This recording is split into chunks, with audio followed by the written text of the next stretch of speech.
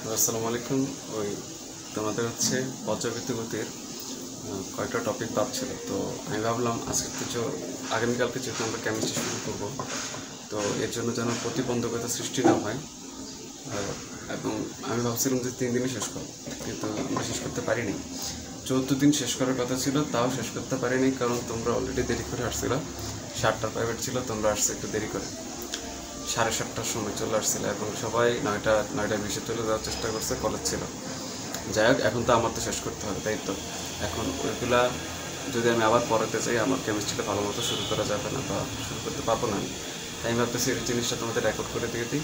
তোমাদের প্রত্যেকের দায়িত্ব হচ্ছে আমি যেটা রেকর্ড করে দিলাম সেটা অবশ্যই ভালো মতো শিখে আসা এবং ভিডিওটা পুরোটা দেখা, ওই অনুসারে নোট করে রাখা, এবং যা নোটের প্রয়োজন আমাকে জিজ্ঞাসা করা যে ভাইয়া আমি তো নোট প্রথম থেকে স্ক্যাটার্ডভাবে ছিল, এই নোটটারে আমি কী করে খুব ভালো নোটে পরিণত করতে পারি, বা একটা যেটা আমার হয়তো বা একদম তোমার কী বলে একদম এইচএসসি পরীক্ষার আগ পর্যন্ত তোমার হচ্ছে আমার উপকার আসতে পারে। আমি একটা নোট তৈরি করতে চাই, তখন কী করা যায়, তখন আমি আবার পার্সোনাল নোটটাই তোমার ছবি তুলে দিয়ে দেবো পিডিএফ আকারে। তখন সেখান থেকে তুমি তোমার প্রয়োজন মাফিক অথবা বই থেকে আরও কিছু সংযোজন করে একটা নতুন নোট বানাতে পারো। এখন আমরা টপিকগুলোতে চলে যেতেছি। তো টপিকগুলো প্রথমে হইতেছে, তো প্রথমত হচ্ছে আমাদের স্প্রিংয়ের পরে আমরা পড়বো স্প্রিংয়ের সমবায়।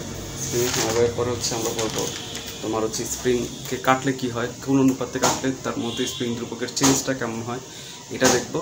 এবং সবার শেষে দেখবো হচ্ছে তোমার পৃথিবীর ব্যাস বরাবর সুড়ঙ্গ করে দিলে কি হইতে পারে। ঠিক আছে, তো আমরা বোর্ডটা একটু ক্লিন করি। তো দেখো, প্রথমত হচ্ছে আমাদের স্প্রিং স্প্রিং দেখতে কেমন। প্রথমত আমরা যে বেসিক স্প্রিংটা শিখবো সেটা হচ্ছে একটা উলম্ব স্প্রিং, যেটা উচ্চতা কোনো একটা উচ্চতা থেকে ঝুলে দেওয়া হয়েছে। যে মনে করে একটা আমার অবলম্বন, এই অবলম্বন থেকে আমরা একটা স্প্রিং ঝুলে দেওয়া আছে, মনে করে এই স্প্রিং। ঠিক আছে, স্প্রিংয়ের মধ্যে ভরের একটা বস্তু আছে, বুঝতে পারছো? আচ্ছা, তোমরা দেখতে পাচ্ছ এরকম লম্বা একটা স্প্রিং মনে করে ঝুলে দেওয়া আছে। এই স্প্রিংটা নিয়ে এবার আমরা কাজ করব। তো প্রথমত এই স্প্রিংটা দেখো, স্প্রিংটা মনে করো স্প্রিংয়ের মধ্যে কোনো ভর ঝুলানো নেই, একটা স্প্রিংয়ের মতো আছে। এবার আমি স্প্রিংয়ের মধ্যে আমি যদি একটা ভরের একটা বস্তুকে ঝুলিয়ে দিই, তাহলে দেখো স্প্রিংটা স্বভাবতই নিচে নেমে আসবে আস্তে করে। কিন্তু দেখো, বল এক্সট্রা প্রয়োগ না করলে স্প্রিংটা শুধু টান হয়ে থাকবে, স্প্রিংটা কিন্তু আবার সংকোচন প্রসারণ করবে না। আমি ধরলাম সে বা সংকোচন প্রসারণ যদি ঘটেও ভর চাপিয়ে দেওয়ার কারণে, তারপরে আমি ধরে নিলাম যে ভর চাপানোর পরে সে একটা স্থির অবস্থায় পৌঁছাইছে। স্থির অবস্থায় পৌঁছানোর পরে কি ঘটবে, এই মনে করি স্থির অবস্থায় পৌঁছাইছে মনে করে ধরলাম। এবার স্থির অবস্থায় সে পৌঁছে গেছে, মনে করো সংকোচন প্রসারিত অবস্থায় স্থির অবস্থায় আছে। এবার আমি একটা সাম্যাবস্থা ধরলাম, এটা তার সাম্যাবস্থা। এই রেখার সাপেক্ষে আমি যদি তাকে একটু স্মরণ ঘটাই, এই স্মরণটারে ইংলিশে বলে এলঙ্গেশন। এলঙ্গেশন থেকে এই যে ছোট হাতের ই আসছে, এটার আমরা ছোট হাতের ই ধরি। এই যে আমি তারে এই পরিমাণ রাস্তা থাকে আমি যে নিচে নামিয়ে নিয়ে আসলাম, এই নিচে নামে নিয়ে আসার কারণে তার মধ্যে একটা সঞ্চিত শক্তি হয়েছে। আমরা জানি স্প্রিংয়ের মধ্যে যদি এজেন্ট কর্তৃক বল প্রয়োগ করা হয়, তাহলে সে তার প্রত্যয়নী বলের মাধ্যমে সে তার বিপরীতে কাজ করে। এই যেহেতু এটাকে নিচে নামিয়ে আনা হয়েছে, এর ফলে এর মধ্যে যে সঞ্চিত শক্তি থাকে, এই সঞ্চিত শক্তিকে কাজে লাগিয়ে সে আবার আগের অবস্থানে ফিরে যাওয়ার চেষ্টা করে। কারণ স্প্রিংয়ের মধ্যে একটা জড়তা থাকে, সে তার আগের অবস্থানে ফিরে যেতে চায়।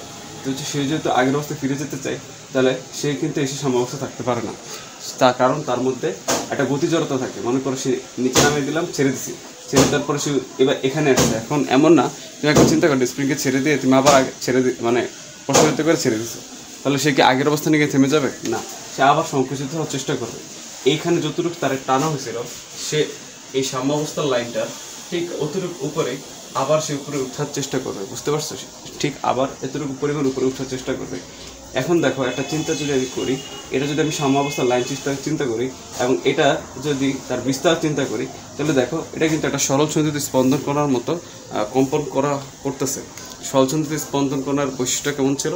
সরল সঞ্চিত স্পন্দিত কণার বৈশিষ্ট্য ছিল সাম্যাবস্থার সাপেক্ষে অর্ধেক রাস্তা যে সময় অতিক্রম করবে, বাকি অর্ধেক রাস্তা একই সময়ে অতিক্রম করবে। তাহলে দেখো সরল সঞ্চিত স্পন্দন কণার মতো মিলে দিতেছে। তাহলে আমি বলতে পারতেছি আমার স্প্রিংয়ের সাধারণত উলম্ব স্প্রিংয়ের যে গতিটা, সেটা হচ্ছে একটা সরল সঞ্চিত স্পন্দন গতি। এবার দেখো আমি ধরলাম। এবার আমরা জানি সাম্যাবস্থা একটা স্প্রিংয়ের যে এজেন্ট কর্তৃকৃত প্রয়োগকৃত বল বা প্রত্যয়নী বল, বা আমি যদি এটা সরলদোলকের সাথে চিন্তা করি, সরলদোলকে আমরা শিখছিলাম যে আমরা সরলদোলকে যদি আমি চিন্তা করি, সরলদোলকে আমরা যখন পড়ছিলাম যে একটা সরলদোলক যে অবস্থানে থাকুক না কেন প্রতি মুহূর্তে তার যদি সুতা কর্তৃক যে টান বলটি, টি এর মান হচ্ছে mg cos থিটা। নাম কি? mg cos theta. এবার আমি ধরলাম স্প্রিংটা যেহেতু উলম্ব আছে, তাহলে তার সাম্যাবস্থায় তার যে থিটার মান যেহেতু 0, তাহলে আমি ধরলাম সাম্যাবস্থায় তার ওজন আর প্রয়োগকৃত বল সেটা হচ্ছে সমান হয়। সাধারণত সাম্যাবস্থায় প্রয়োগকৃত বল আর তার যে ওজন, সেই ওজনটা সমান হয় F = W, F = ওয়েট। বুঝতে পারতেছে? এবার F = ওয়েট সমান হইলে আমরা লিখতে পারি যে W জায়গায় আমি mg লিখতে পারি, W সমান mg লিখতে পারি।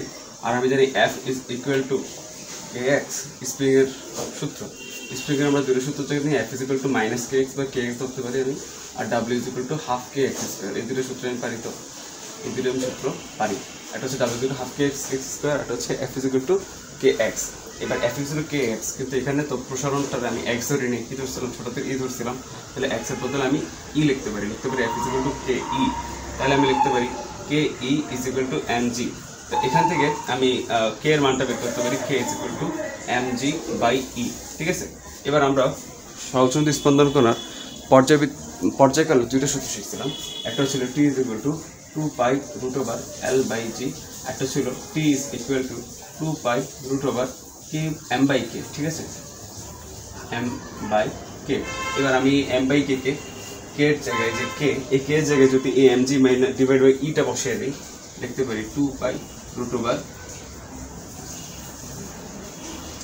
আচ্ছা, নিচের এটা যদি ভগ্নাংশ নিচে আছে ইটা, তো এটা উপরে উঠে যাবে, উই চলে গেল উপরে র্যাম, নিচের র্যাম কাটা গেল।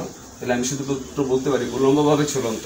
সকল স্প্রিংয়ের ক্ষেত্রে না, কিন্তু সকল স্প্রিংয়ের ক্ষেত্রে আমরা দেখব পর্যায়কাল সূত্র আমরা ব্যবহার করতেছি t = 2π√m/k। বাট উলম্বভাবে ঝুলন্ত, আমি আবার বলি, উলম্বভাবে ঝুলন্ত স্প্রিংয়ের ক্ষেত্রে তার পর্যায়কালের সূত্র হচ্ছে t = 2π√e/g। ই হচ্ছে তার এলঙ্গেশন, কতটুকু তাকে নিচে টেনে ধরা হয়েছিল। একটা মজার ব্যাপার হচ্ছে, এই যে স্প্রিংয়ের ক্ষেত্রে যতটুকু নিচে নামে টানা হয়, এই যে ইটা আমার কাছে দেখো তো মনে হইতেছে না বস্তুর কর্তৃক অতিক্রান্ত দূরত্ব এতটুকু, এটারে আমি কি বলি? অতিক্রান্ত দূরত্বটা কি বলি? সরণ বলি না? তাহলে এখানে ইটারে সরণের মতো মনে হইতেছে, কিন্তু এই ইটা হইতেছে সর্বোচ্চ সরণ। একবার চিন্তা কর, স্প্রিংকে তুমি যতটুকু টান দিছ, দ্বিতীয়বার তার সর্বোচ্চ শক্তি দিয়ে সে কম্পিত হইলেই কি, আর যেমনি হোক না কেন, সে কি তার যতটুকু সর্বোচ্চ টানা হয়েছিল তার চেয়ে বেশি সে যেতে পারবে? অবশ্যই যেতে পারবে না। অর্থাৎ আগের অবস্থানে অথবা তার চেয়ে কম হবে, কিন্তু বেশি হবে না। তো এটা বোঝা যাইতেছে এটা হইতেছে তার শুধু স্মরণ না, এটা হচ্ছে তার সর্বোচ্চ স্মরণ। আর সর্বোচ্চ স্মরণকে আমরা কি বলি? সর্বোচ্চ স্মরণকে আমরা বলি হচ্ছে আমার বিস্তার। তাহলে এটা ওখানে একই সাথে বিস্তার, একই সাথে হচ্ছে আমার সর্বোচ্চ স্মরণ হিসেবে আমি এটা সূচিত করতে পারি। বুঝতে পারতেছ? আচ্ছা, তাহলে আমরা এখন বোর্ডটা একটু ক্লিন করবো, আমরা পরবর্তী টপিকে যাই। তাহলে আমি হচ্ছে একটু আগে উলম্বভাবে ঝুলন্ত স্প্রিংয়ের পর্যায়কালের সূত্র শিখছি। সূত্রটা কি? সূত্রটা হচ্ছে আমি সাইডে লিখে রাখি, t = 2π√e/g। এটা আমাদের মনে রাখতে হবে, উলম্বভাবে ঝুলন্ত স্প্রিংয়ের ক্ষেত্রে মুখস্থ রাখতে হবে। ওকে, এবার দেখো ব্যবকলনীয় সমীকরণ কিন্তু স্প্রিংয়ের ক্ষেত্রে প্রমাণ করা যায়। আচ্ছা, মনে আছে ব্যবকলনীয় সমীকরণটা আবার কি জানি? ব্যবকলনীয় সমীকরণটা হচ্ছে, মনে আছে তোমাদের? সেটা হচ্ছে একটা সহচন্দ্র স্পন্দন কণার প্রধান বৈশিষ্ট্য, সেটা হচ্ছে এই ব্যবকলনীয় সমীকরণটা মেনটেন করে চলবে। ব্যবকলনীয় সমীকরণটা যদি তোমাদের মনে না থাকে, আমি একটু মনে করে দেওয়ার চেষ্টা করি। সেটা হচ্ছে এমন ছিল, ডাবল ডিফারেন্সিয়েশন অফ বা dt²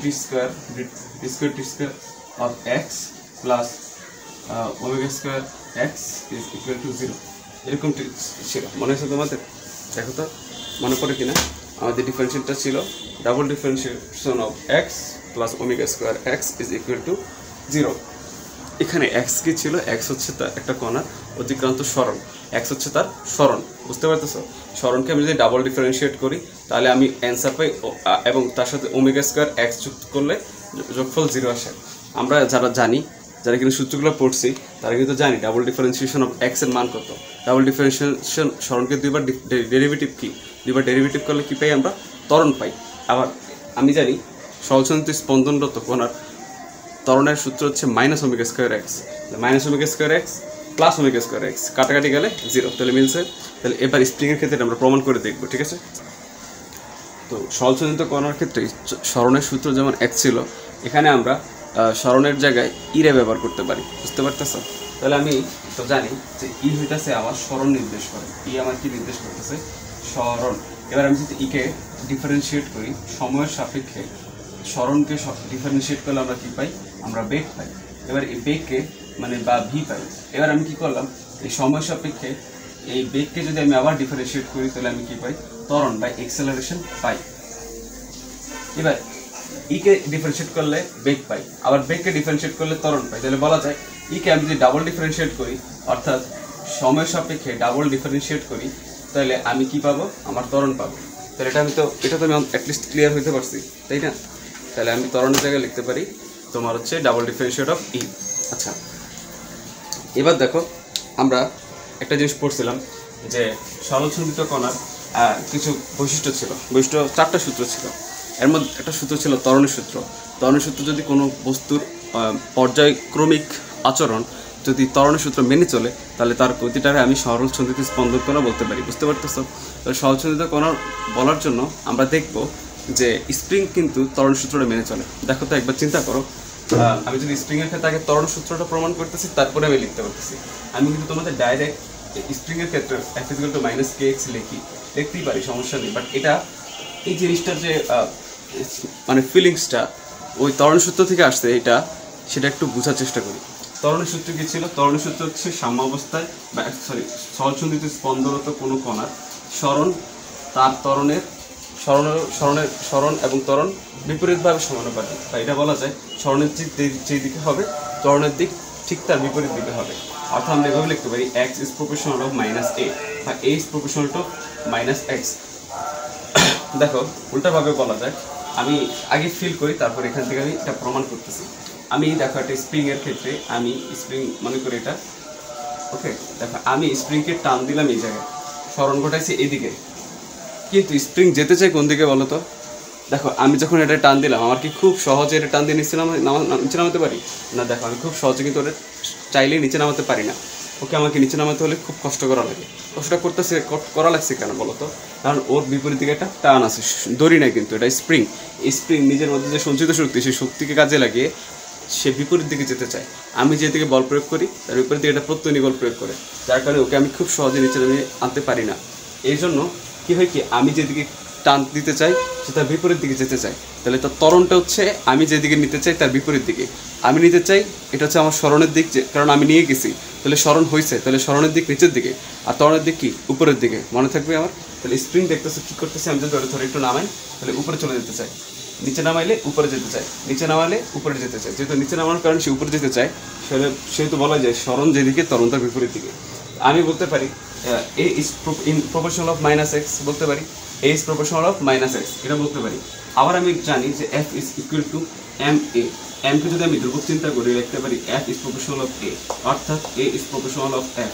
যেহেতু a is proportional of -x হয় এবং a is proportional to f হয়, তাহলে আমি ইনডাইরেক্টলি বলতে পারি যে এখানে লিখতে পারি f is proportional of -x in case of spring. বুঝতে পারতেছে, f is proportional of -x। এবং এখানে যেটা ধ্রুবক আনি, যেটা হচ্ছে স্প্রিং ধ্রুবক, তাহলে আমি লিখতে পারি f is equal to -kx।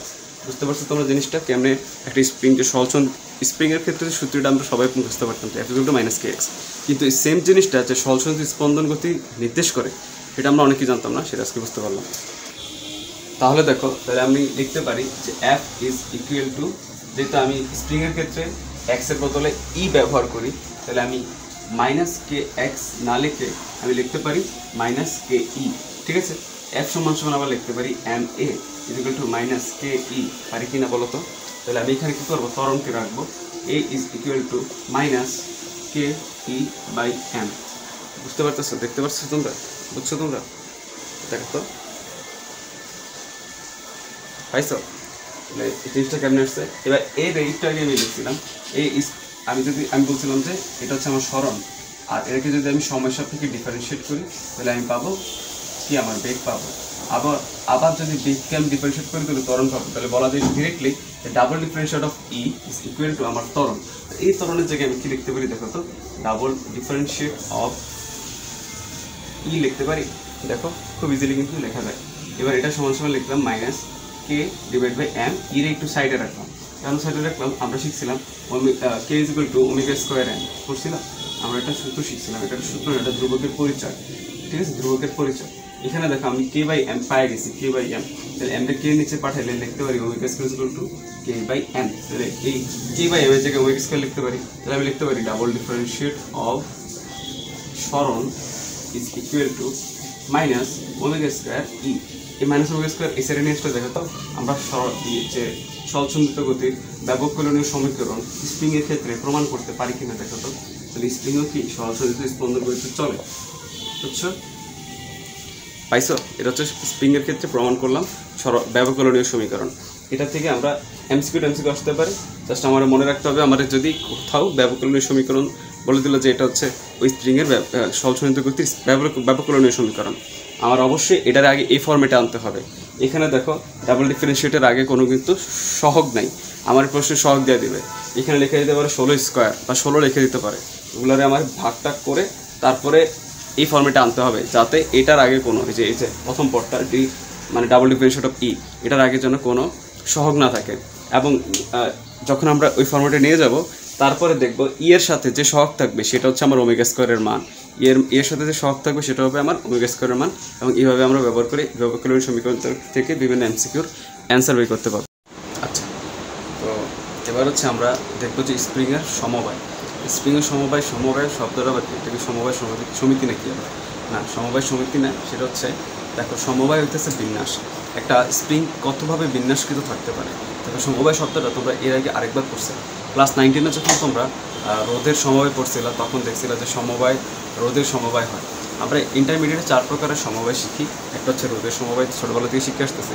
এরপরে শিখবো স্প্রিংয়ের সমবায়, আর মানে ইলেকট্রিসিটি দিয়ে আর দুটো পার্ট আছে, একটা হচ্ছে ব্যাটারি সমবায় দেখবা, একটা হচ্ছে তোমার ক্যাপাসিটর। এই দুইটার সমবায় আমরা দেখবো সেকেন্ড ইয়ারে। এখন আমরা শিখবো স্প্রিংয়ের সমবায়। তোমায় দেখো স্প্রিংয়ের সমবায়ের সূত্রগুলো এতটাই সহজ, আমার কোনো প্রয়োজন নেই এগুলো শুধু প্রমাণ করা যায়, কিন্তু প্রমাণটাও খুবই মানে ইজি।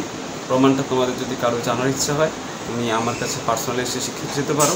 প্রমাণটা আমার তেমন দরকার নেই, আমি সরাসরি সূত্র শিখলে হবে। শুধু আমার একটা ট্রিক্স মনে রাখতে হবে যে রোধ is inversely proportional of spring.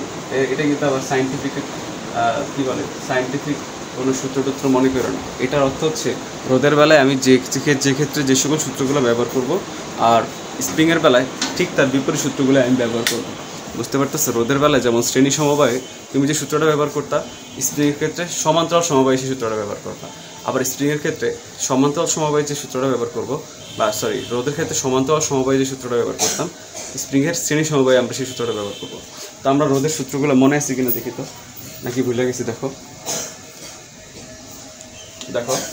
রোদের স্প্রিংয়ের সমবায়, আগে রোদের মনে করার চেষ্টা করি। মনে আছে এরকম যদি আমাদের একটা ইয়ে থাকতো, যেমন মনে করি স্টার্টিং পয়েন্ট, এখান থেকে একটা মনে করো কয়েকটা রোদ আছে, ঠিক আছে। প্রথমটার রোদের মান R1, পরেরটা হচ্ছে R2, পরেরটা হচ্ছে R3, পরেরটা হচ্ছে R4। এরকম যদি 4টা রোদ থাকতো এবং এটার বলা হয়তো শ্রেণী সমবায় বা সিরিজ সার্কিট। তো এদের তুল্য সমবায় তুল্য রোধ বা আর ইকুইভ্যালেন্ট হইতো যে এদের যোগফল R1 plus R2 plus R3 plus R4। বুঝতে পারতেছো? এবার একটু সমান্তরালের কথা মনে করার চেষ্টা করি, দেখি আমাদের কার মনে আছে যে এখান থেকে শুরু করে এরকম আমরা দেখছি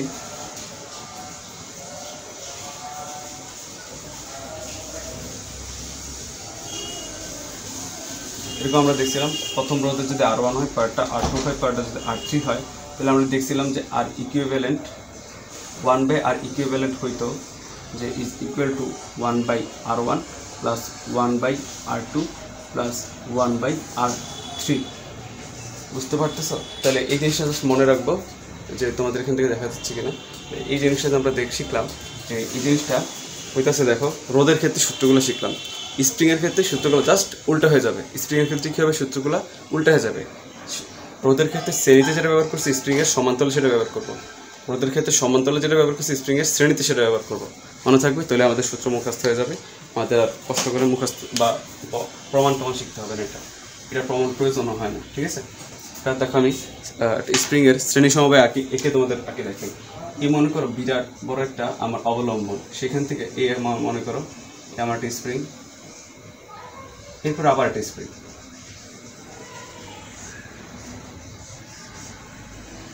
এইটাছে আমার দুইটা স্প্রিং। প্রথম স্প্রিংয়ের স্প্রিং ধ্রুবক হচ্ছে K1, পরের স্প্রিংয়ের স্প্রিং ধ্রুবক হচ্ছে K2। প্রথমটা হচ্ছে K1, পরেরটা হচ্ছে K2। এরকম পরিস্থিতি থাকলে এবার আমাকে বলো যে এখন তার একটা স্প্রিং নাই, একটা স্প্রিংয়ের জন্য সূত্র কি? T is equal to 2π√m/k। এখানে ইজিলি বসাই দিতে পারতাম। K1 যদি থাকতো, এখানে যদি বস্তুটা থাকতো, এই জায়গায় যদি বস্তুটা যুক্ত থাকতো, তাহলে আমি এটার জায়গায় কে এর জায়গায় K1 বসে দিতে পারতাম। কিন্তু বস্তুটা এখানে যুক্ত নয়, বস্তুটা আরেকটা স্প্রিংয়ের পরে, যার কিনা স্প্রিং ধ্রুবকটা প্রথমটার সাথে মিলে না। প্রথমটা হচ্ছে K1 এবং দ্বিতীয়টা হচ্ছে K2, তার নিচে হচ্ছে আমার বস্তু। তো এই ক্ষেত্রে আমি কি করতে পারি? এই ক্ষেত্রে সূত্র হচ্ছে, এটা যেহেতু দেখো শ্রেণী সমবায়ের মতো দেখতে, একটার মাথার সাথে একটা পাদদেশ যুক্ত, তাহলে এটার জন্য আমি কী করতে পারি? এটা হচ্ছে আমি মনে রাখছি, আমি একটা সূত্র শিখছিলাম যে রোদের ক্ষেত্রে সমান্তরালে যেটা হবে, স্প্রিংয়ের ক্ষেত্রে শ্রেণীতে সেটা হবে। তাহলে এখান থেকে আমি বুঝতে পারি যে সূত্রটা হবে K=, বা K eq is equal to 1/K1 plus 1/K2। বুঝতে পারছি? তাহলে এটা হচ্ছে আমার শ্রেণী সমবায়ে স্প্রিংয়ের তুল্য স্প্রিং ধ্রুবকের সূত্র। বুঝতে পারতেছি? এটাতে আমি একটা এমসিকিউতে তোমার সাধারণত এরকম একটা প্রকাশ থাকবে, এটা দেখে ভয় পাওয়ার কিছু নেই। এটা হচ্ছে খুব সহজ জিনিস, যে 0 to n।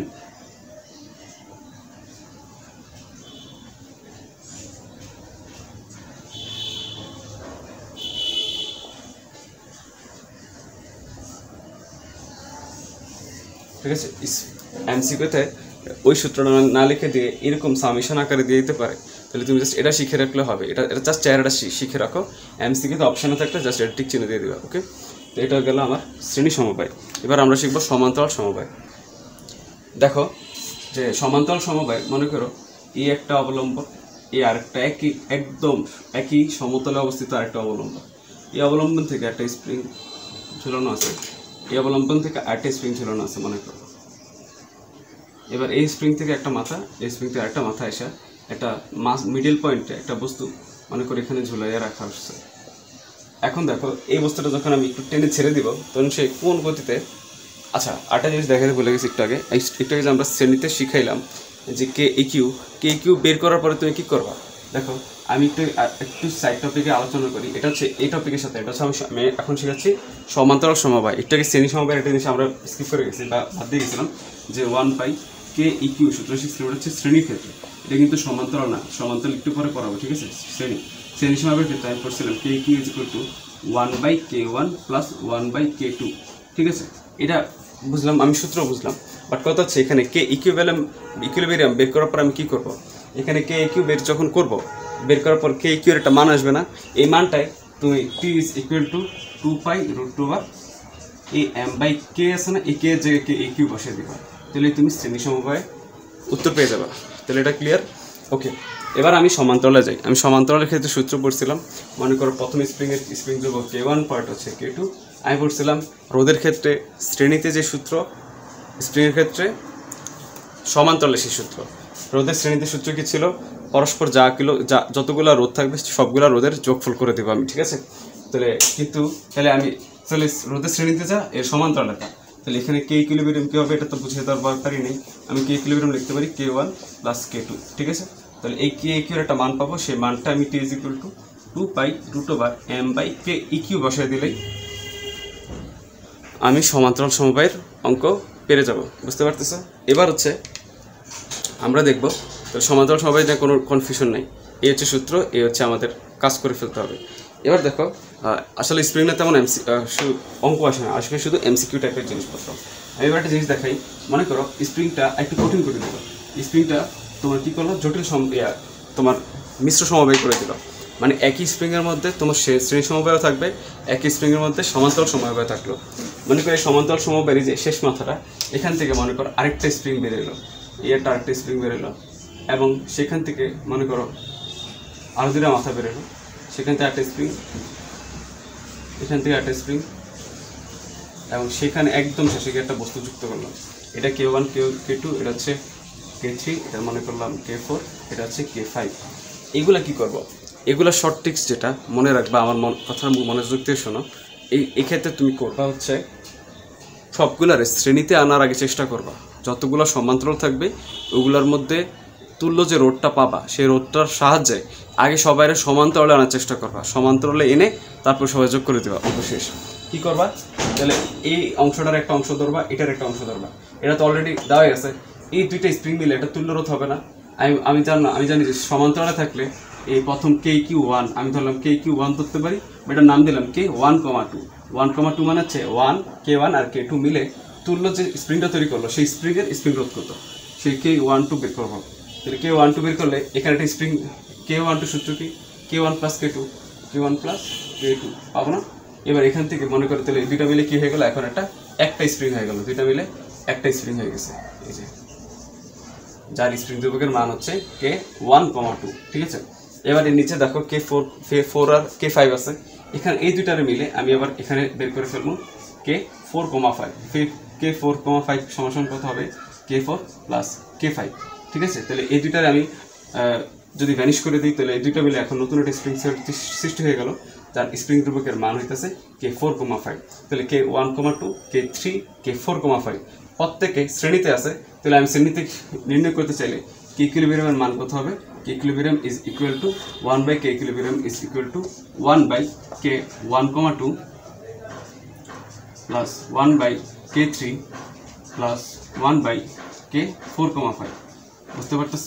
এভাবে হচ্ছে আমি মিশ্র সমবায়েরও স্প্রিং ধ্রুবক দিয়ে বা পর্যায়কাল বের করতে পারি। এখানে যে K কিউর মানটা পেবা সেটা আমার ফাইনাল যে সূত্রটি is equal two 2π√m/K EQ এখানে বসায় দিবা। ঠিক আছে, এখানে বসায় দিলে আমার অঙ্ক শেষ। এটা গেল আমাদের মিশ্র সমবায়।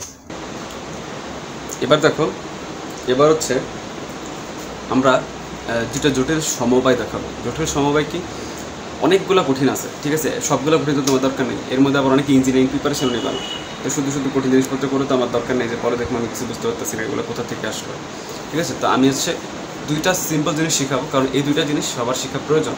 কারণ এই দুইটা খুব কমন ফিগার, এই দুইটা আশা করতে পারে। এর মধ্যে প্রথমটা তো আমরা ধরতে পারি না জিনিসটা কি, আর দ্বিতীয়টার জন্য আমাদের একটা নতুন সূত্র মুখস্থ করা লাগে।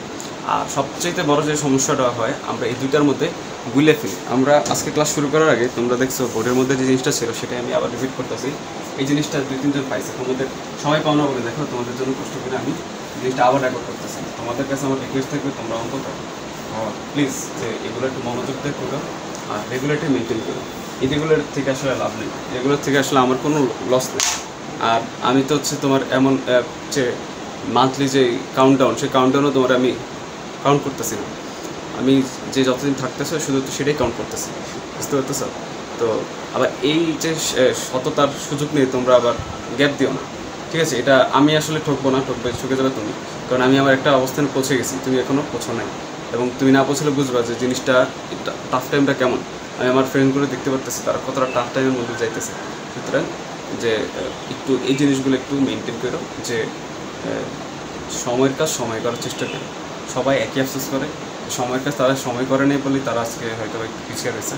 তোমরা দেখো কোনো জিনিসে হেলামি করো না, যে জিনিসটা তোমার উপরে দায়িত্ব অর্পিত সেটা সঠিক সময় করার চেষ্টা করো। যেটা মিশ্র সমবায় দেখবো যে জিনিসটা কোনো টিচারই সাধারণত চাপ করে পড়ায় না, আমি দেখাই তোমাদেরকে। একটা হইতেছে এরকম,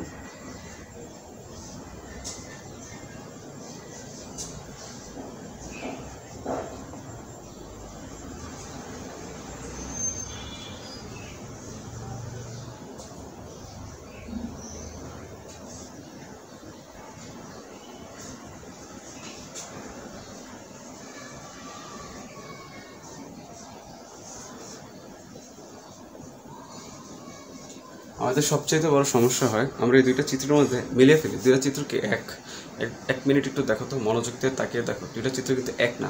প্রথম চিত্রটা হচ্ছে দুইটা অবলম্বন থেকে দুইটা স্প্রিং একটা বস্তুতে ধরে রাখছে, আর দ্বিতীয় চিত্রটা হচ্ছে একটা স্প্রিংয়ের দুই মাথায় দুইটা বস্তু যুক্ত আছে। ঠিক আছে, এই দুইটা হইতেছে স্প্রিংয়ের অ্যাডভান্স টপিক শুরু করার ফার্স্ট টপিক, এগুলোতে শুরু হয়। আর এর ভিতরে তার কত অ্যাডভান্স আছে, আর্কিমিডিস অসকিলেশন বহুত কিছু আছে, এগুলো আমরা এখনও ধরি নিয়ে আমরা পড়াবো না আপাতত। তোমরা যদি আরেকটু আগে আসতে পারতো, আমরা আরেকটু আগে শুরু করলাম, এগুলো খুব ডিপে যেতে পারতাম, বাট আমরা ডিপে যাইনি, আমরা এই অধ্যায়ের বেসিকের মধ্যে ছিলাম। যাই হোক, প্রথম যে জিনিসটা সেটা আমার মনে হয় যে যারা কিন্তু একটু ফিজিক্স ভালো পারো তাদের কিন্তু প্রথমেই ধরে ফেলা উচিত। প্রথম জিনিসটা আসলে কোনো কঠিন জিনিসই না, প্রথমটা খুবই সহজ জিনিস। কেমনে দেখো, প্রথম যে চিত্রটা আঁকছিলাম, একবার দেখো তো এই চিত্রটা কিন্তু আমি এর আগে একবার আঁকছি, কিন্তু আমি খেয়াল করিনি, আমি শুধু আগের বার এই দুটো স্প্রিংকে অন্য জায়গায় বসেছিলাম। দেখো তো মনে আছে কিনা, আমি সমান্তরাল সমবায়ে যখন স্প্রিং আঁকছিলাম, মনে আছে?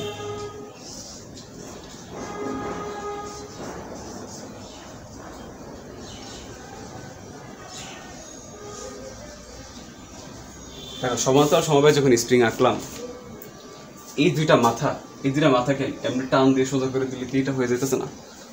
এই দুইটা মাথার একটা মাথা হচ্ছে এটা, একটা মাথা হচ্ছে এটা, এই দুইটা মাথার টেনে যদি সোজা করে ফেলো তাহলে এটা হয়ে যায় না? তাহলে এটা কি? এটা একটা সমান্তরাল সমবায়। এটা একটা সমান্তরাল সমবায়। তাহলে এই চিত্রটা দেখে ঘাবড়ানোর কিছু নেই, যেটা কোথা থেকে আসলো, এটা কি আবার আনুভূমিক অসকিলেশন নাকি? এটা আনুভূমিক অসকিলেশন না, বা আনুভূমিক পর্যাবৃত্ত গতি না, আনুভূমিক স্প্রিং না, এটা একটা সমান্তরাল সমবায়ে যুক্ত একটা স্প্রিং। তাহলে এই জিনিসটা দেখে তাহলে আমার কোনো পড়ানোর কোনো দরকারই নেই। কারণ কেন, এটা যদি K1 হয়, এটা যদি আমার K2 হয়, তাহলে এখান থেকে আমি ডাইরেক্ট সূত্র লিখতে পারবো, K equilibrium is equal two K1 plus K2। বুঝতে পারছি? এবং মেন সূত্র ইকুয়াল 2π m/k ইকিউ লিখে আমি অঙ্ক শেষ করে ফেলবো। ঠিক আছে? তাহলে এই অঙ্কটা একদমই সহজ, যেটা MCQতে আসতে পারে, ক্ষয়ের প্রশ্ন, গয়ের প্রশ্ন, যেটাতে আসুক না কেন, এখন তো পারবো, তাই তো? তাহলে প্রথমটা আমাদের ক্লোজ, তাহলে এটা আমরা পারি। এবার দ্বিতীয় জিনিসটা শিখো। দ্বিতীয়টার জন্য আমাদের একটা জিনিস শিখতে হবে, এটাকে ইংলিশে বলা হয় রিডিউসড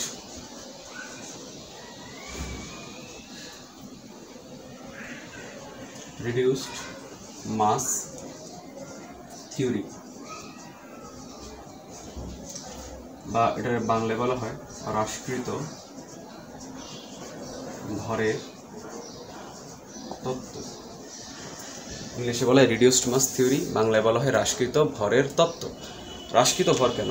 দেখো, এতক্ষণ স্প্রিংয়ের মধ্যে যে সমবায়গুলো দেখতেছিলাম, প্রত্যেকটার মধ্যে শুধু চেঞ্জ হইতেছিল তার স্প্রিং ধ্রুবক।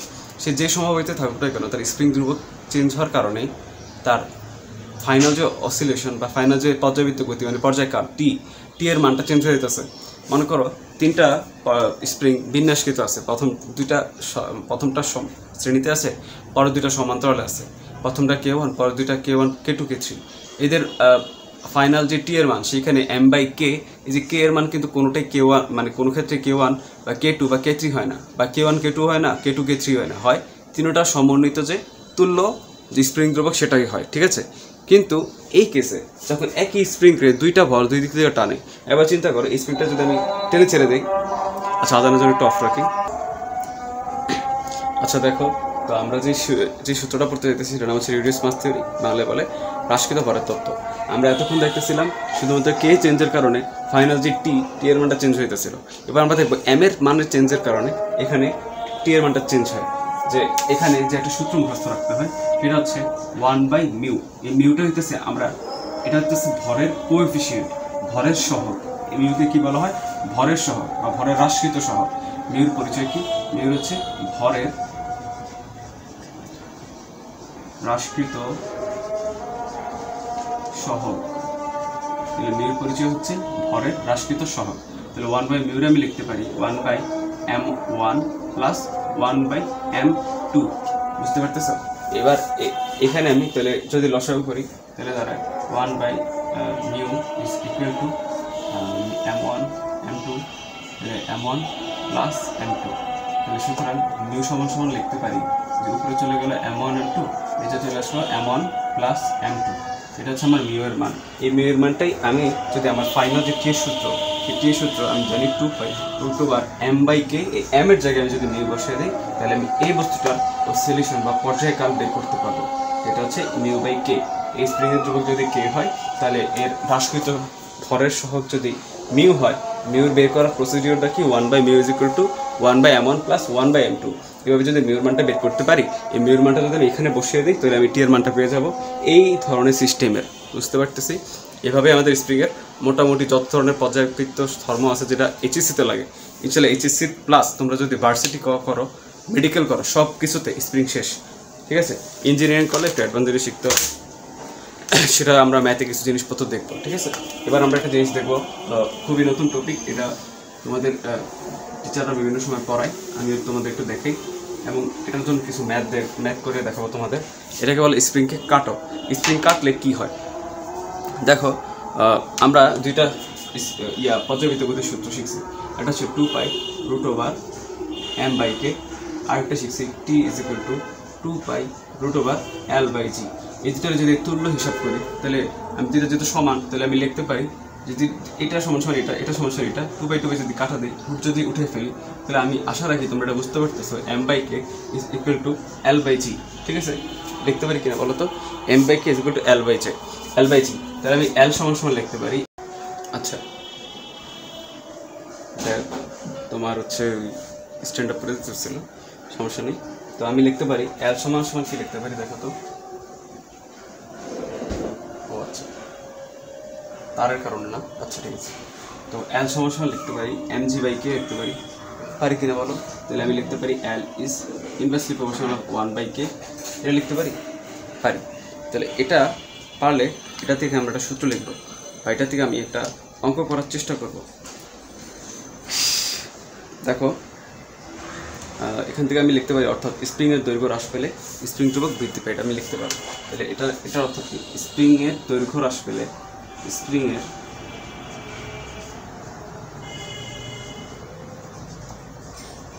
দৈর্ঘ্য হ্রাস পেলে স্প্রিং ধ্রুবক বৃদ্ধি পায়। আবার এখান থেকে লিখতে পারি এই কেটা যদি এখানে নিয়ে যাও, তাহলে অলওয়েজ কে ইন্টু এল, এদের গুণফলটা ধ্রুবক হবে, এটাই তো, এটা আমি লিখতে পারি না, কে ইন্টু এল এর গুণফলটা কী হবে, ধ্রুবক হবে। এই সম্পর্কে কাজে লাগে আমরা একটা ম্যাথ করবো। ম্যাথের প্রশ্নটা হইতেছে এরকম, বলা হলো যে একটি কে স্প্রিং ধ্রুবক বিশিষ্ট স্প্রিংকে এল ছোট হাতের L1 ছোট হাতের L2 অনুপাতে কাটা হলে স্প্রিং ধ্রুবক কত হচ্ছে। একটা ম্যাথ, একটি কে স্প্রিং ধ্রুবক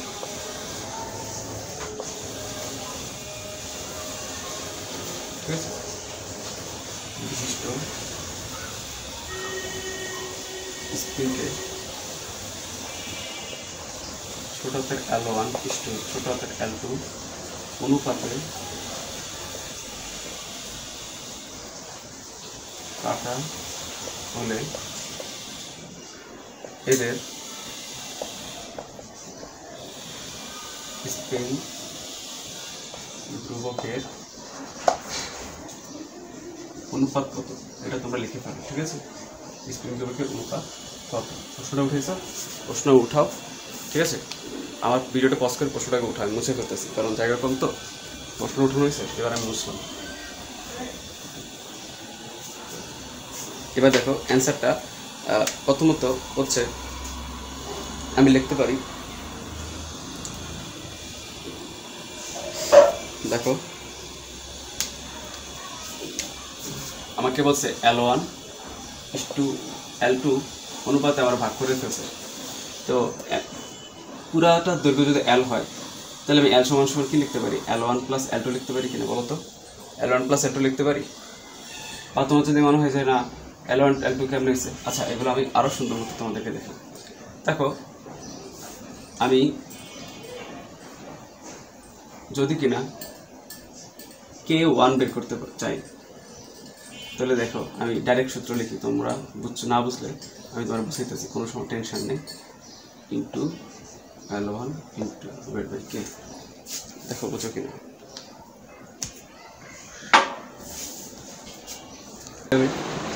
আরও একটু সুন্দর করে লিখতে পারি।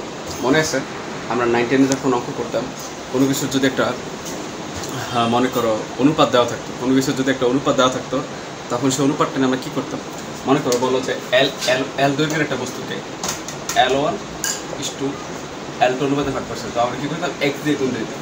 তাহলে আমি ধরলাম L1 যদি গুণ দিয়ে দিই, এক্স দ্বারা গুণ দিই, তাহলে আসে L1 ইন্টু ছোট হাতের এক্স, L2 ইন্টু ছোট হাতের এক্স। কেন দিলাম তোমরা বুঝতে পারবে। এক্সের পরিচয়টা আগে বুঝতে হবে। এক্সটা হচ্ছে এমন একটা সংখ্যা যার সাথে ওকে গুণ দিলে এবং যার সাথে ওকে গুণ দিলে যাদের পাবো তাদের যোগ করলে এলকে বড় হাতের এল পাওয়া যাবে। এটা হচ্ছে এক্সের পরিচয়। আমার কথাটা যদি না বুঝছো একটু ব্যাকে 10 সেকেন্ড পিছনে গিয়ে কথাটা আবার শুনো, কয়েকবার শুনলে তুমি জিনিসটা বুঝতে পারবে। এটা হচ্ছে এক্সের পরিচয়। তাহলে আমি এল সমান লিখতে পারি L1 x plus L2 x. X common নিলে আসে L1 প্লাস L2 এক্স। এবার হচ্ছে আমি জানি কে এল এর ধ্রুবকটা, মানে কে এল ধ্রুবক থাকে, কে আর এল এর গুণফল ধ্রুবক থাকে। তাহলে আমি প্রথম টুকরা স্প্রিংয়ের ক্ষেত্রে মনে করি স্প্রিংটা এমন ছিল, আমার একটা স্প্রিং এরকম ছিল, ওরা আমি কাইটা ফেলছি আর এরকম দুটো স্প্রিং ফেলছি, একটা হচ্ছে এটা আর একটা হচ্ছে মনে করি ওর স্প্রিং ধ্রুবক K1 এবং ওর দৈর্ঘ্য হচ্ছে L1 এক্স। L1 হচ্ছে তার অনুপাত আর L1 এক্স হচ্ছে তার দৈর্ঘ্য। এর দৈর্ঘ্য হচ্ছে L2 এক্স এবং তার স্প্রিং দৈর্ঘ্য হচ্ছে K2। তাহলে আমি লিখতে পারি K1 L1 এক্স। ঠিক আছে, তাহলে আমার কার মান বের করতে বলছে K1 এর মান, তাহলে আমি লিখতে পারি K1 is equal to K L divide by L1 x. এবার L এর মান পাইছি L1 plus L2 into x, তাহলে আমি লিখতে পারি K into L1 plus L2 into x.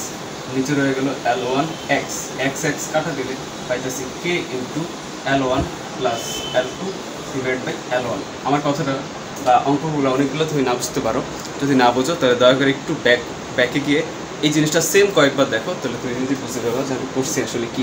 তাহলে এটা হচ্ছে K1 এর ক্ষেত্রে বের করছি, তাহলে এটার কার মান বেরোলো, এটার মান হচ্ছে K1 এর মান। একইভাবে তুমি K2 মানটা বের করতে পারবে না, বলতে পারো তো? দেখো তো K2 মানটাই বের করি। K2 মান এভাবে বের করবো যে L into K main K is equal to L into K is equal to K2 into L2 x. L2 হচ্ছে অনুপাত আর L2 এক্স হচ্ছে দৈর্ঘ্য। ঠিক আছে, এক্স তোমরা এগুলো অনুপাতের অঙ্ক অনেক করছো, হয়তো এখন হঠাৎ করে মনে পড়বে না। আমার অঙ্কটা কয়েকবার দেখো আর এক্সের পরিচয়টা ছিল। এক্স হচ্ছে এমন একটা সংখ্যা যার সাথে L1কে গুণ দিলে এবং L2কে গুণ দিলে যা পাবো তাদের যোগ করলে মেন এলকে পাওয়া যাবে। বুঝতে পারতেছো? তাহলে আমি এটা লিখতে পারি, তাহলে এখান থেকে আমার K2 মান বের করতে হবে। K2 সমান লিখতে পারি L into K divide by L2 x.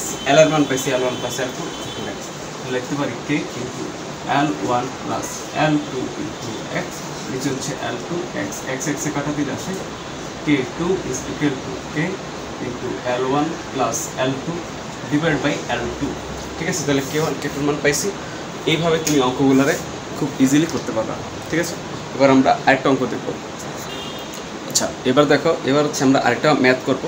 ম্যাথের প্রশ্নটা তোমরা একটু উঠাও, ম্যাথটা খুবই ইম্পর্টেন্ট। এই ম্যাথটা যদি এটার থেকে কোনো ম্যাথের সাথে এটা আসবে নাহলে আসবে না। তাহলে দেখো প্রশ্নটা হচ্ছে একটি স্প্রিংকে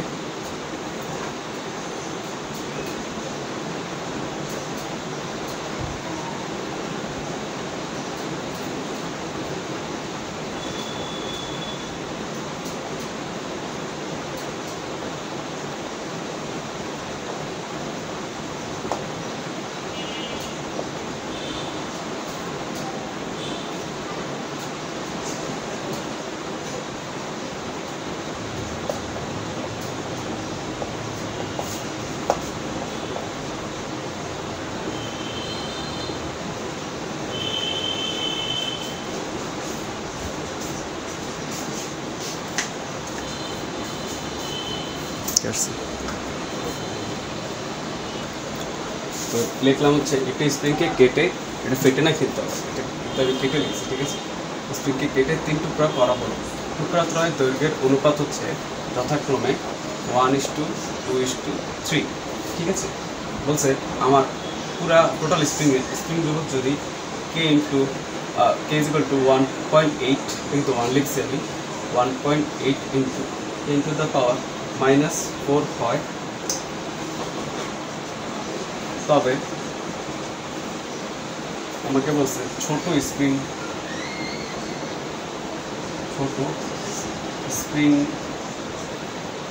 টুকরার বর্তমান স্প্রিং ধ্রুবক কত?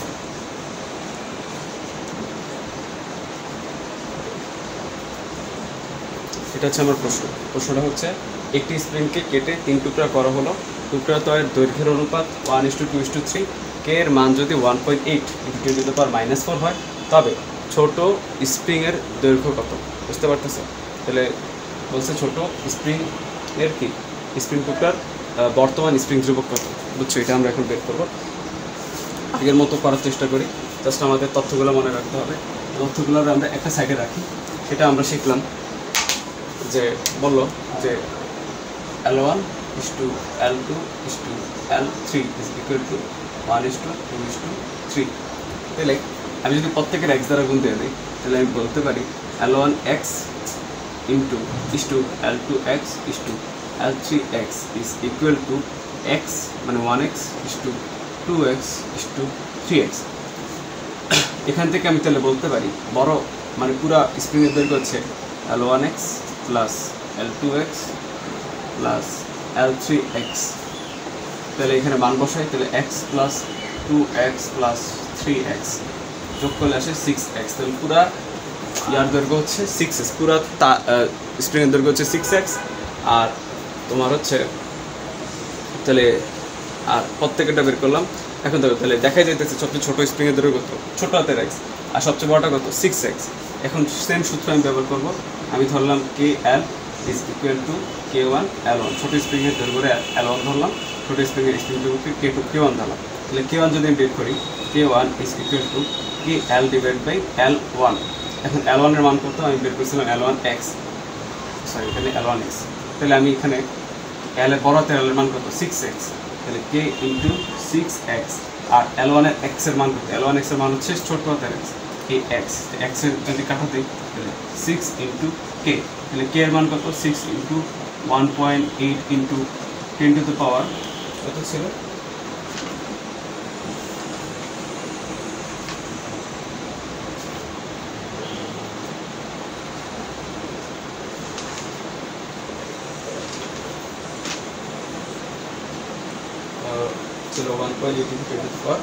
-4 ছিল। ঠিক আছে, এখান থেকে তোমরা এটা মান বের করবা, সেটা এককটা বসায় দিবা, তাহলে তুমি তোমার অ্যান্সারটা পেয়ে যাবে। এই ক্যালকুলেশনটা তুমি বাসায় নিজে বসে করবা। এইভাবে স্প্রিংয়ের কাটাকাটির যে অঙ্কগুলো আছে, কাটাকুটির অঙ্ক সবগুলো হয়ে গেল। এরপর আমরা শিখব একটা পৃথিবীর ভূপৃষ্ঠ থেকে ব্যাস বরাবর যদি সুড়ঙ্গ খোঁড়া হয় সেখানে পর্যাবৃত্ত গতিটা কেমন হয়। এই টপিকটা খুবই ইম্পর্টেন্ট এবং খুবই সহজ। ইম্পর্টেন্টও যেমন সহজও। এই সূত্রটা যদি তুমি মুখস্থ রাখতে পারো তাহলে তোমার পুরো টপিকটা না বুঝলে হবে, বা টপিকটা বুঝলে তুমি অনেক কিছু বুঝতে পারো। ইঞ্জিনিয়ারিং প্রিপারেশন যারা নিবা তাদের অবশ্যই টপিকটা কেমন সূত্রটা আসছে সেটা দেখতে হবে। আমি কিছু সূত্রের প্রতিবেদন দেখাই না, আবার এই সূত্রটার প্রতিবেদন তোমাদের দেখতেই হয়, খুব সুন্দর। ঠিক আছে, এই জন্য আমি ধরলাম আমার পৃথিবীর যে গ্রহটা, সেই গ্রহটা হচ্ছে এটা হচ্ছে আমার পৃথিবী গ্রহ। ঠিক আছে, এর থেকে কিছু ভিতরে মনে করো একটা বস্তু আছে, আমি ধরলাম। এখন দেখো আমি সবার নিয়ে কাজ করতেছি না কেন, আমি ভিতরে ঢুকলাম। আমি তো বলছি সে যে কোনো মাত্রা থেকে ছেড়ে দিলেই হয়। ঠিক আছে, আমি বলছি ভূপৃষ্ঠ থেকে বস্তু ছেড়ে দিলে এই পুরো এই যে ব্যাস বরাবর, এটা হচ্ছে তার ব্যাস। এই যে ব্যাস বরাবর একটা সুড়ঙ্গ করে আছে, মনে করো এই ব্যাস বরাবর সুড়ঙ্গ করে আছে। এই সুড়ঙ্গতে তার গতিটা কেমন হবে সেটা তো আমি আঁকবো না। তাহলে আমি কেন এই গোলাটা আবার নিলাম? আমি যেমন বিভিন্ন অঙ্ক করার জন্য আমাদের ক্ষুদ্র এক সরণ ধরে নেওয়া লাগে, সমাকলন করা লাগে। এটার জন্য আমি ক্ষুদ্র এক সরণ ধরে নিব যাতে আমি বড় একটা সরণের জন্য অঙ্কটা করতে পারি। ঠিক আছে, তা আমি ধরলাম এই বস্তুটা, এই যেটা হচ্ছে আমার সারফেস, এই সারফেস থেকে এই বস্তুটা এইটুকু নিচে নেমে আসছে। কেন্দ্র থেকে তার দূরত্ব কত? 1 মিনিট। তাহলে দেখো এখান থেকে মনে করো সে এই উচ্চতায় এই গভীরতা নিচে নেমে আসছে। কেন্দ্র থেকে তার দূরত্ব কত? আমি ধরলাম কেন্দ্র থেকে দূরত্ব তার x, কেন্দ্র থেকে তার দূরত্ব কত? x। x এর পরিচয় কি? x এর পরিচয়টা মুখস্থ রাখতে মনে রাখতে হবে। x এর পরিচয় হচ্ছে কেন্দ্র থেকে দূরত্ব, কেন্দ্র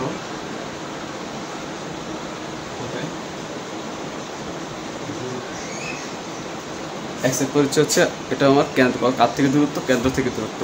তাহলে এর ক্ষেত্রে আমি যদি মহাকর্ষের সূত্রটা ব্যবহার করি, মহাকর্ষের সূত্র মনে আছে তোমাদের? F = কি ছিল? G m m/l আর স্কোয়ার ছিল, ঠিক আছে। এখানে প্রথম এম এর মান কত, পরের এম এর মান কত, সেটা একটু ব্যাপার করে।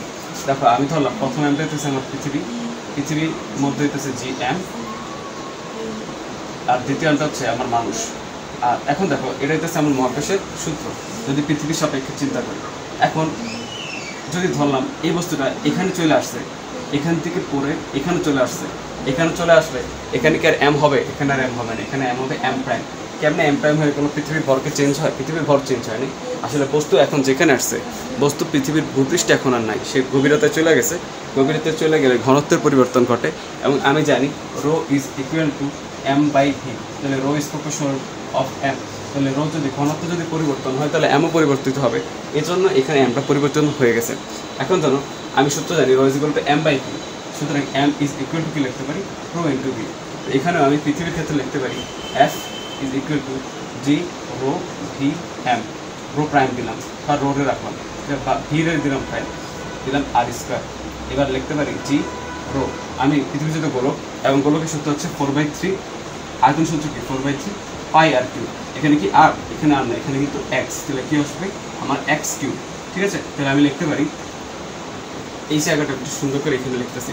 দেখো আমি লিখতে পারি F is equal to capital G rho 4/3 pi x cube into ছোট হাতের M divide by x square. কারণ এখন আর সে পৃথিবীর ব্যাসার্ধে নাই, সে এখন কোথায় আছে, পৃথিবীর কেন্দ্র থেকে এক্স দূরত্বে আছে, এটা হবে এক্স, ঠিক আছে। বুঝতে পারছো জিনিসটা কী হয়েছে? এটা লিখতে পারবো। আচ্ছা, এরপর আমরা কি করব, দেখো আমরা এই এক্সকে এক্স স্কোয়ার আর এক্স দ্বারা কাটা দিলে কি আসে, এফ ইজ ইকুয়াল টু আসে জি রো 4/3 পাই এক্স এম। এটার আমি একটু কী করবো, সাজাই 4/3 সবার সামনে আসি, ক্যাপিটাল জি, তারপরে রো, তারপরে এম, তারপরে গুণ আকারে এক্স রাখি, এটা পাইও আছে, ঠিক আছে, পাইওরে রাখলাম। এই পুরোটার আমি ধ্রুবক হিসেবে চিন্তা করতে পারি না, এই যে এই অংশটার আমি ধ্রুবক চিন্তা করতে পারি। তাহলে আমি লিখতে পারি F is equal to K x, ঠিক আছে। আমি আবার লিখতে পারি F is proportional of x. তাহলে দেখো সেই স্প্রিংয়ের সূত্র কিন্তু চলে আসছে, বুঝতে পারতেছো? স্প্রিংয়ের যে সূত্রটা, বল তার স্মরণের সমানুপাতিক, সেটা কিন্তু চলে আসছে। মহাকাশ কি পৃথিবীর সুড়ঙ্গ বরাবর চিত্র করলে কী হয়, সেখান দিয়ে গেলে কী হয়, সেটা আমরা পেয়ে গেলাম। তো এখান থেকে একটা বাংলা কথা তোমরা লিখতে পারো, আমি মুখ দিয়ে বলি, তুমি খাতায় সুন্দর করে লেখাটা উঠে পাও। আমার এই কথাটা তুমি মনে রাখো যে কত সেকেন্ড থেকে শুরু হয়েছে, কত সেকেন্ডে শেষ হয়েছে, তাহলে তুমি হচ্ছে মনে রাখতে পারবা যে একটা ইম্পর্টেন্ট জিনিস এখানে লিখে রাখতে হবে।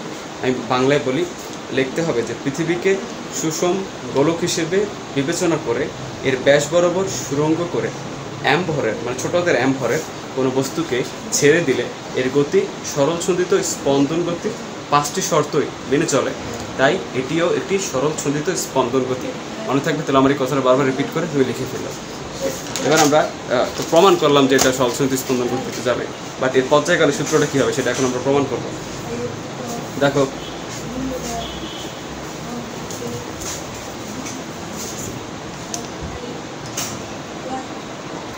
আচ্ছা, তাহলে তোমরা একটা একটা সূত্র দেখছিলা যে আমি লিখলাম যে F is equal to 0.4/3 pi capital G rho M into x.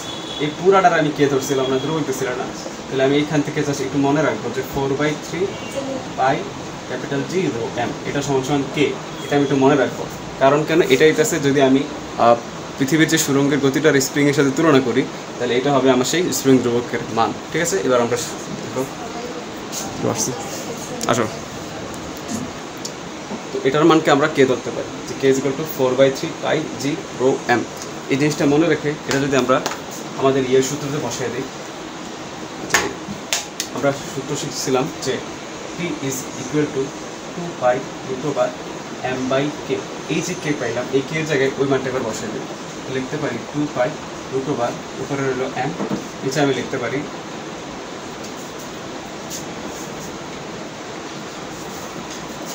আমি লিখতে পারি 4/3 ক্যাপিটাল জি রো এম, একটা পাইও ছিল, ঠিক আছে। এটা আমি বসিয়ে দিলাম। এখন দেখো আমি চাইলে এত বড় একটা সূত্র মুখস্থ করাটা আমাদের টাফ হয়ে যাবে, আমি কতগুলো কোয়ান্টিটি নাও পেতে পারি।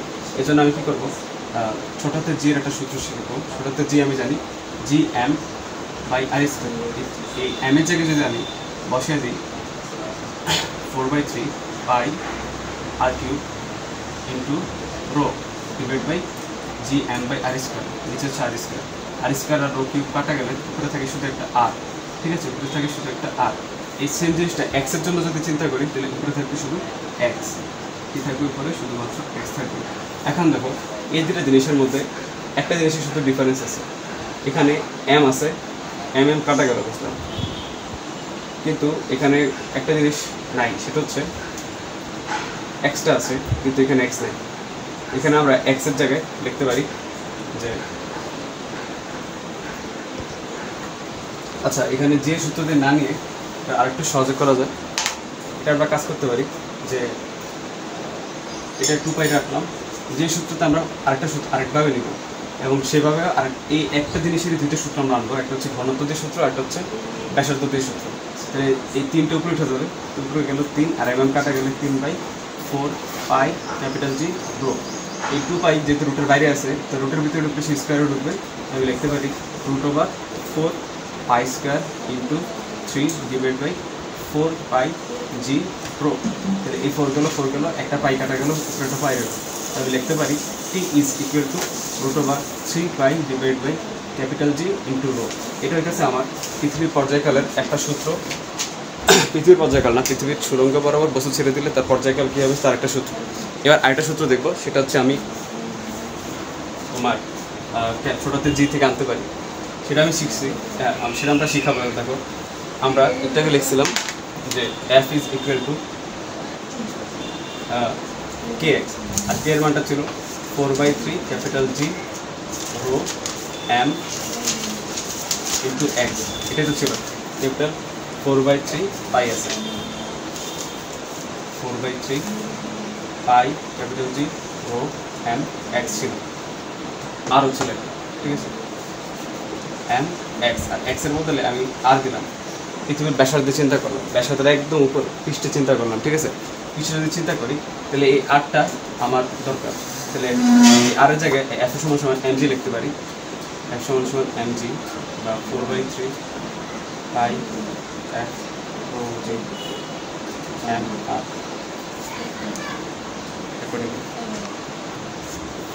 তো এখান থেকে যদি কাটা দিই তাহলে আমি জি থাকে আর এখানে আর থাকে, আমি লিখলাম G by R is equal to 4/3 pi G rho.